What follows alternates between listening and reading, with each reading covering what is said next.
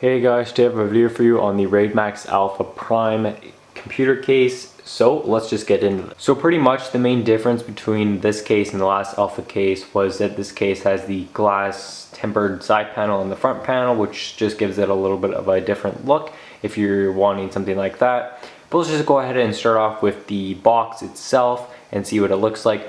So this is pretty much just what it looks like. It was packaged very nicely and their boxes always look really cool as well. So on the side it gives you a little bit of specifications, and it does come in the black color, which I have, or the white color as well, which definitely looks really cool. And then here's just some more pictures. It just tells you how it's tempered glass. It's has the 3 fans at the front, which you can control with the RGB remote, and it has plenty of room for this and that, and we'll get into that later.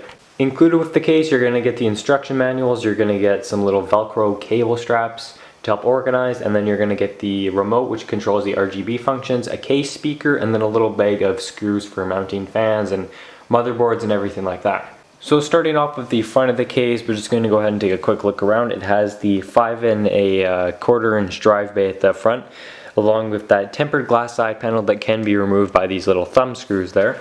This side is a very large tempered glass side panel that gives you a really nice look on the inside of the case, and it does have a little bit of a tinted look as well.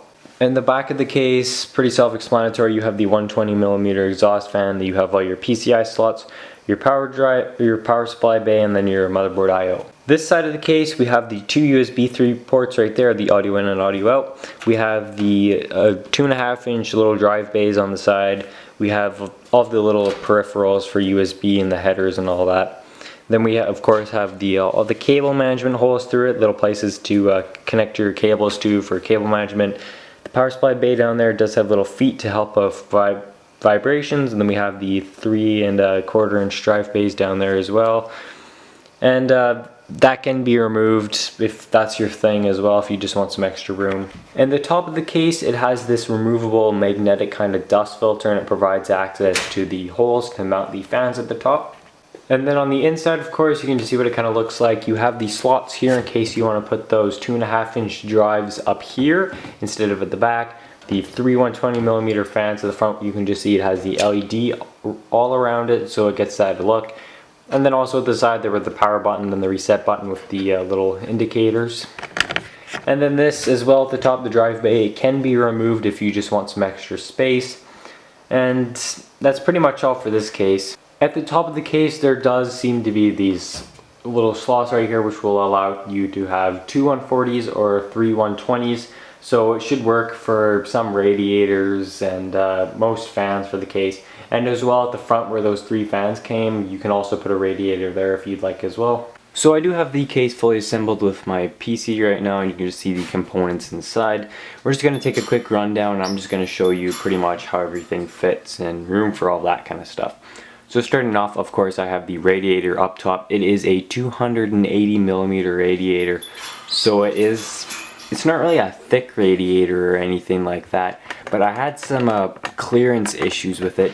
I'm not sure if you can see it, but I wasn't able to get it lined up properly at the top because when I put the radiator in there, it was just too thick. Like there isn't enough room between the motherboard and the top of the case, so the radiator is just kind of sitting in this lip right here, and it's not really staying in. If you do have a 120mm, it could probably go back there. If you have a 240 or even a 360, it could go at the front. The only reason I didn't want to put this at the front is because this needs 140mm fans and this is only 120. So I really didn't want to sacrifice those RGB fans just to put in this the water cooler. So really that's something to keep in mind if you have a large water cooler, is that you might want to look at something maybe a little bit taller, just because this fact that it's gonna be up there a little bit ghetto mounted. It stays and it cools fine, but it's something to keep in mind. I was able to route all of my cables through the case very nicely. This thing on the side's easy. There's plenty of room all throughout the case. You can see out of the PCI cable down there. The graphics card length is excellent. I have a 970, you can see it's pretty long. So I don't see how you would have much problems unless you have an absolutely girthy massive card and the connectors go that way. That's the only reason I could see a card not fitting in this case. The cable management in the bottom was good as well. There was really no port for the audio, but you could just kind of all put it through the middle port there, including the SATA ports if you don't want to put the SATA ports through that side. And then of course right here you have the two little slots for the 2.5-inch drive base. It does look a little bit weird how there's the holes there unused. It's a little bit weird, but honestly it's not really a big deal, and it's a nice place to mount your drives in case you want to show them off or you don't have any room back there. But the cable management in the back side of the case was fine. I could put all of these cables in here. It's a mess. You just see how it looks. I didn't have to sit on top of the case or anything like that to get it to close. It was absolutely fine. I have the 2.5-inch drive there. You can put another one there. And at the bottom, same deal there, except I have the 3.5-inch drive hard drive. And there's room for another one down there. You can remove the rack if you'd like to do so. I have the Raidmax Vampire power supply down there. Quite a bunch of cords shoved in there, but it seems to be working good. Plenty of cable routing and all of this and that. Then we have these little spots here, which of course you can just put your cable ties through and whatnot. And the top of the case, same deal as well. Plenty of cable management holes and whatnot. And with the side glass panel on, you can just see how it looks. It's very nice. It has very small bezels in the glass panel, and you can see your components clearly without the lights on, and it just looks really nice having a large tempered side panel on the case. With the computer on, I can show you how the lights look. So right now they're off. I can just go ahead and press the button, and it pretty much illuminates plenty of the inside of the case along with the front, of course. And I can just go through the RGB options here and show you what it has. So here's the front of the case with the lights illuminated. You can just see how the fans look. Those 3 fans do look really nice with all these the RGB setup that it has on. And then you can see the bottom, it kind of gives you a little stream of light down there as well, which looks really cool. And I'm just going to go ahead and go through the options and show you what it looks like. So in terms of options for the case and the RGB, there's a different few modes. You can of course change the solid color. And then you can change the actual mode it's on if you want it just fading in and out of different colors. If you want it to, you know, continue fading, if you want it just on a single color kind of fading in and out. Of course, there's plenty different options on this thing, so it's just going through all of them right now. It's just going through each individual color. There's kind of slow flashing, the more of a rapid flashing. You can change the LED speed in case you want it to go slower, or if you want it to go really fast like it has on right here. So you can have a dance party in your house, you can have it slowly flashing in and out, you can have it going from color to color, or you can just have it on a solid color, of course. So there's quite a bit of different options you have in terms of the RGB on this case, and I definitely think it's pretty cool and you can show it off to some people. The included fans on this case actually aren't that bad. You can only plug it in with the Molex, so it's pretty much just always running on 1 speed.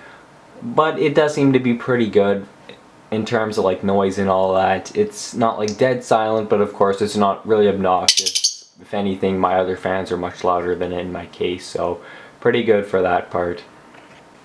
Overall build quality of this case seemed to be pretty good. The glass on the side is excellent quality. The metals seem to be pretty good. They're not like the heaviest, thickest metals ever, which helps make the case feel a little bit more lightweight, but it does feel really durable, and I don't see why you need like a huge heavy case or anything like that.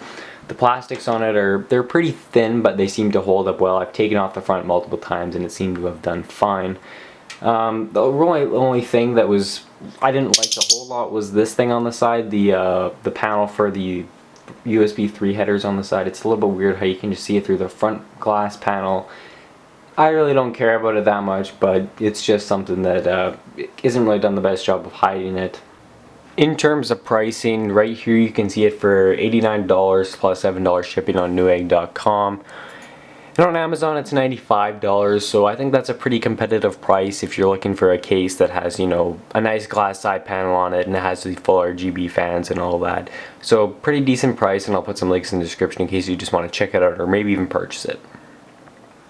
But overall, I'm pretty impressed with this case. The only thing that's really a big complaint to me is the radiator support for a 280mm radiator. You can't really put it on the front if you want to keep those fans, and up top, I mean, you can do it. It's a little bit weird without any screw mounting holes, but it's possible. And other from that, it's a very nice case. It's very visually appealing, and it just seems to be pretty good quality. There's really no other complaints I can see about it. It's built exactly how, you know, you would presume it to be. No cheap parts here.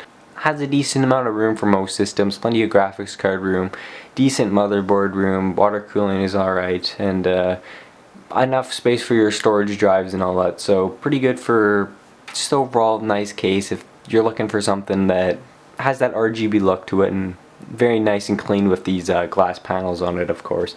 But that's all for now. If you want to buy it, links in the description, of course. That's all for now. Have a nice day. Thank you to Raidmax for sending this out to review, and see you guys later.